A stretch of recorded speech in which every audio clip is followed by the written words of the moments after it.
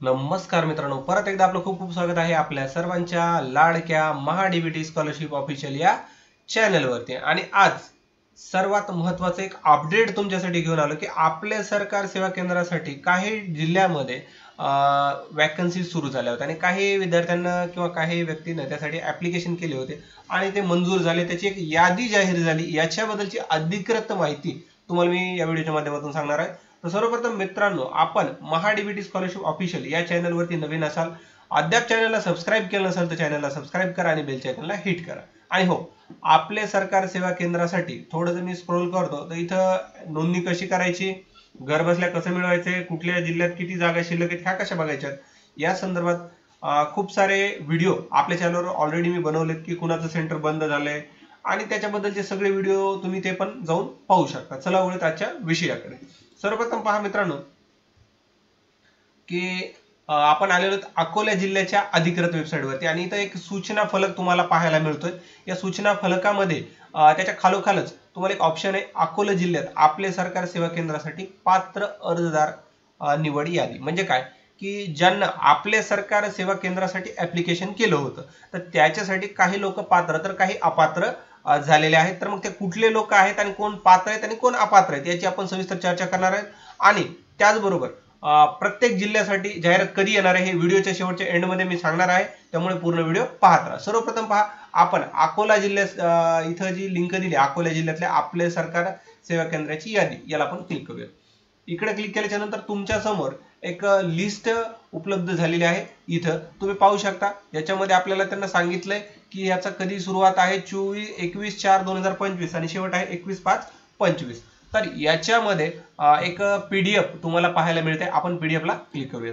इकडे क्लिक केल्याच्या नंतर पहा मित्रांनो की एक यादी जी अकोला जिल्ह्याची अधिकृत यादी आहे, आपण त्या जिल्ह्याच्या साईटवरनं मिळवलेली आहे। तर इथं तुम्ही पाहू शकता याच्यामध्ये कोण पात्र आहे आणि कोण अपात्र आहे। आणि याच्यापासून जर तुम्ही या जिल्ह्यातले नसताल आणि व्हिडिओ जर पाहत असाल तर तुमच्यासाठी एक महत्त्वाची सूचना मी किंवा महत्त्वाची गाईडलाईन्स तुम्हाला सेंटर मिळण्यासाठी सांगणार आहे, तर व्हिडिओ नक्की पहा। हे पहा, इथं जिल्ह्याचं नाव, इकडे गावाचं ग्रामपंचायतचं नाव आणि इथं असलेल्या जाहिराती किती रिक्त जागा ते दिलेलं आहे। त्याच्यामध्ये केलेल्या अर्जदाराचे नाव, जन्मतारीख, त्यांच्याकडे सीएससी आयडी आहे का आणि असल्यास ते भरायचं आहे, कुठलं ठिकाण आहे, मूळ रहिवासी आहेत का आणि अर्ज करण्यासाठी पात्र अपात्र किंवा अपात्र असेल तर कारण काय आणि मागील सीएससी चे ट्रान्झॅक्शन किती, त्याचबरोबर आपले सरकार सेवा केंद्राची निवड झाली का आणि झाली असेल तर कशामुळे, याची सगळी माहिती तुम्हाला एकंदरीत पाहायला मिळेल। आपण पाहूयात। तर याच्यामध्ये पाहू शकता तुम्ही की इथं सर्वप्रथम काही लोकांची यादी दिली। आता इथं रिजेक्ट झालेले लोक कोणते आणि आपण जेव्हा आपल्या जिल्ह्यातली जाहिरात निघली नाही आणि जाहिरात निघल्याच्या नंतर आपण पात्र होण्यासाठी आपल्याला काय करावं लागेल ते आपण इथं समजून घेऊया। आता इथं पहा, इथं एक 2-4 व्यक्तींना अपात्र दिले। अपात्राच्या पुढे एक ऑप्शन पहा, स्थानिक नाही, स्थानिक नाही। आता स्थानिक नाही म्हणजे काय पहा की जर आपण एखाद्या जिल्ह्यात किंवा एखाद्या तालुक्यात एखाद्या गावात जर अर्ज करतोय आणि तुम्ही राहायचा पत्ता वेगळा असेल आणि तुम्ही अर्ज वेगळ्या ठिकाणी करताय। आता पहा, इथं ह्या गावाचं नाव आहे, जिथं जागा आहे ती आपोटी बुद्रुक आणि इथं अर्ज करणारे व्यक्ती बघा दुसऱ्या गावाचे आहेत, त्याच्यामुळे हे लोक अपात्र झालेले आहेत। आता त्याच्यामुळे आता इथं बघा यांचं सीएससी सेंटर आहे दुसऱ्याच गावाला, आता हे गावातले आहेत पण सीएससी सेंटर दुसऱ्याच गावाला आहे, त्याच्यामुळे हे रिजेक्ट झालेले आहेत। आणि याच्यामध्ये आपण रिजेक्ट होऊ नये म्हणून तुम्ही तुमच्या गावातच अर्ज करायचा आहे। जेव्हा जाहिरात निघेल तेव्हा, जाहिरात कधी निघेल मी तुम्हाला व्हिडिओच्या शेवटच्या पार्टमध्ये सांगणारच आहे। त्याचबरोबर आता इथं आणखी काही कारण आहेत, आपण ते जनरल पाहू। तर शक्यतो एकच कारण आहे की स्थानिक नाही। आता एक व्यक्तीचं आहे 10वी अनुत्तीर्ण, म्हणजे 10वी किमान पास पाहिजे हे लक्षात ठेवा। आणि अर्ज करताना तो व्यक्ती तो क्रायटेरिया पास करतो का नाही करतो हे पण माहिती असणं गरजेचं आहे, किंवा आपण त्या व्यक्तीचा अर्ज करण्याच्या ऐवजी जो व्यक्ती पात्र आहे त्याच व्यक्तीच्या नावाने अर्ज केलेला कधीही चांगला। आता इथं पहा, इथं लिहिलंय या व्यक्तीचं गट ग्रामपंचायत। अच्छा, तर याच्यामुळे हा व्यक्ती इथे दाखवते आलेलं। त्याच्यानंतर पुढे आपण पाहूयात आणखी काही कारण की आधार जोडले। अच्छा, त्यांचं आधार जोडले, याच्यामध्ये कारण त्यांना स्पेसिफाय केलेलं नाहीये। ठीक आहे, तर याच्यामध्ये बेसिकली ह्याच गोष्टी डिक्लेअर केलेल्या आहेत की स्थानिक नाहीये किंवा आता इथं बघा टीसी प्रत अस्पष्ट जोडली, टीसी जी आहे का अस्पष्ट जोडली, त्याच्यामुळे हे अपात्र आहेत. म्हणजे डॉक्युमेंट सुद्धा तुम्हाला ऍप्लिकेशन करताना क्लिअर जोडणं महत्वाचं आहे म्हणता येणार आहे. आता याच्यामध्ये जवळपास कारण आपल्याला समजलेले आहेत.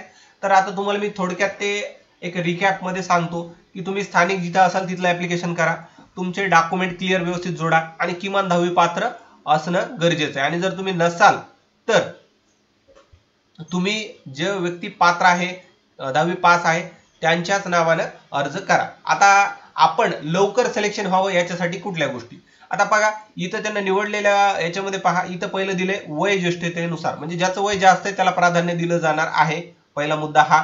दुसरा अधिकतम सीएससी व्यवहार, म्हणजे जर तुम्ही सीएससी वापरत असाल तर इथं सीएससी आहे म्हणून सीएससी चा आयडी तुम्ही टाकू शकता आणि तो टाकाच.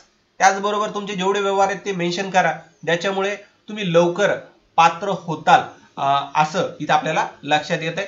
याच्यामध्ये आणखी काही जे शेरा दिलेत की कशामुळे तुम्ही सिलेक्ट झालाय ते आपण पाहू शकतो. परत पहा इथं गावात एकच व्यक्ती पात्र होता त्याच्यामुळे मिळालंय. त्याच्यानंतर आता इथं बघा की हे लोक स्थानिक नाहीत आणि हा व्यक्ती जो आहे स्थानिक सीएससी धारक असल्यामुळे त्याला पात्र केलेलं आहे. तर हे एक कारण आपल्याला पात्रतेचे आणि अपात्रतेचे समजलेले आहेत. आणि ही जी यादी आहे ही अधिकृत यादी अकोला जिल्ह्याची आहे, तुम्हाला वरती पण दाखवलंय आणि इथं तुम्ही पाहू शकता जिल्हाधिकारी तथा जिल्हा दंडाधिकारी अकोला यांच्याकडून आलेली यादी अधिकृत यादी आहे. आता मुद्दा आपला व्हिडिओचा संपला. आता मुद्दा 2 काय की आपल्या जिल्ह्यात जागा निघणार आहेत कधी. आता बऱ्याच लोकांनी मला मागच्या पण व्हिडिओमध्ये क्वेश्चन केले होते की सर या जिल्ह्यामध्ये आमचा हा जिल्हा आहे याच्यामध्ये जागा निघणार कधी. आता प्रत्येकाला प्रामुख्याने सांगतो मित्रांनो की ज्या तुमच्या जिल्ह्यात निघणाऱ्या जागा आहेत यासाठी एकतर ऑफिशियली पेपरवर येईल किंवा जिल्ह्याची अधिकृत वेबसाईट. जिल्ह्याची अधिकृत वेबसाईट म्हणलं बरेच लोक कन्फ्युज होतात, सर अधिकृत वेबसाईट कोणती. तुम्हाला जर अधिकृत वेबसाईट माहित नसेल तर सरळ सरळ गुगलला जायचं आणि तुमच्या जिल्ह्याचं नाव सर्च करायचं. आता मी बीड जिल्ह्यात आहे म्हणून मी बीड इथं सर्च करतो आणि एंटर करतो. इथं जसं मी हे करतो तर इथं फर्स्ट तुम्हाला वेबसाईट दिसेल bid.gov.in. तसंच तुमच्या जिल्ह्याची जी वेबसाईट असेल तुमच्या जिल्ह्याचं नाव .gov.in अशी वेबसाईट असेल त्याला क्लिक करा आणि तिथे तुम्हाला इथे जे सूचना किंवा घोषणा नावाचा ऑप्शन आहे याच्यामध्ये तुमच्या जिल्ह्याच्या जागा निघल्याच्या नंतर पाहायला मिळतं. तशा ज्या जिल्ह्यात जागा निघतील त्या जिल्ह्यातल्या जागेवर मी एक व्हिडिओ सेपरेट बनवला आणि आपल्या चॅनलवर टाकल. त्यासाठी तुम्हाला काय करायचंय, चॅनलला सबस्क्राईब करायचंय, जास्तीत जास्त हा गरजू व्यक्तीपर्यंत व्हिडिओ शेअर करायचा आणि काही अडचणी असतील त्या कमेंट करायचं. तुमचा मूल्यवान वेळ दिल्याबद्दल धन्यवाद मित्रांनो. भेटूयात नवीन एका अशाच इन्फॉर्मेटिव्ह व्हिडिओमध्ये.